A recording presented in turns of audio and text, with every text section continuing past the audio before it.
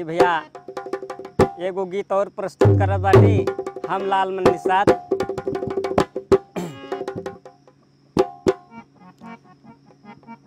हर दाल महारानी हर दाल महारानी चुरतो काहे ना दाल महारानी चुरतो काहे ना।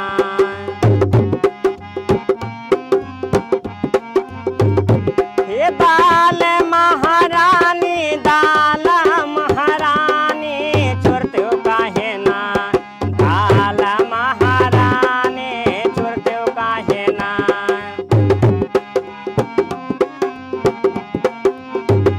हे दाल महारानी चुरतो काहे ना।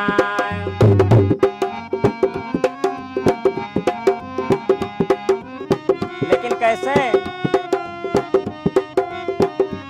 अरे खुदुरा बुदुरा बटोले बेचे बोला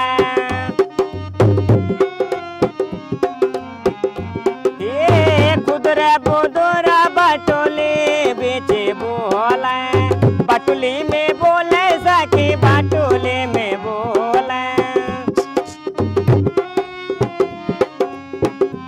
अरे चूल्हा बारे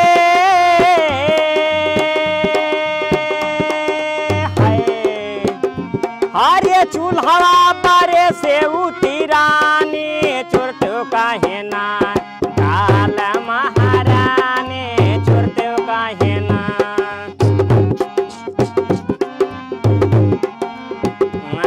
दाल महारानी चुरतो काहे ना।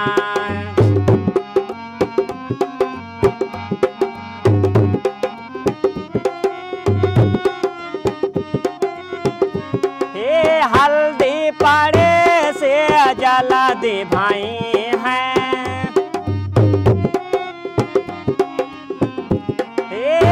हल्दी पड़े से जला दे भाई हैं जल्दी भाई हैं साकी जला दे भाई हैं। हरे छौकद की बेरिया हरे छौकद की बेरिया बहुत चिल्लाने चुरतो काहे ना दाल महारानी चुरतो काहे ना।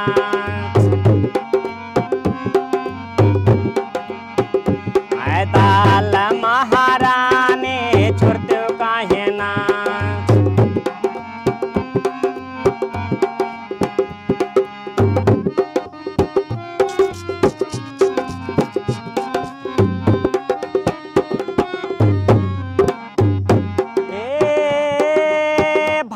भातारे के पड़ल सामना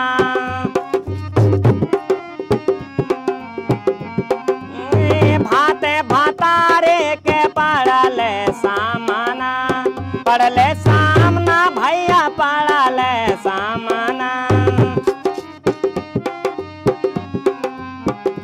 हरे सानत बेरिया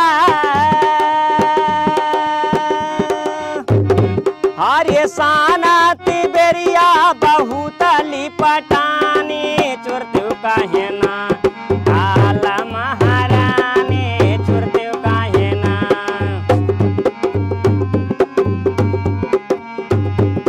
दाल महारानी चुरतो काहे ना।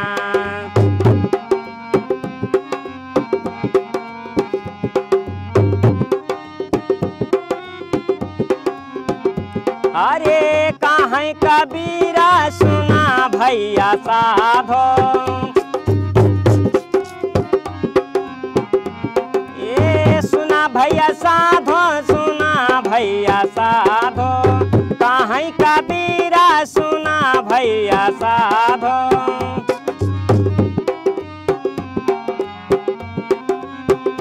हरे नवई बिना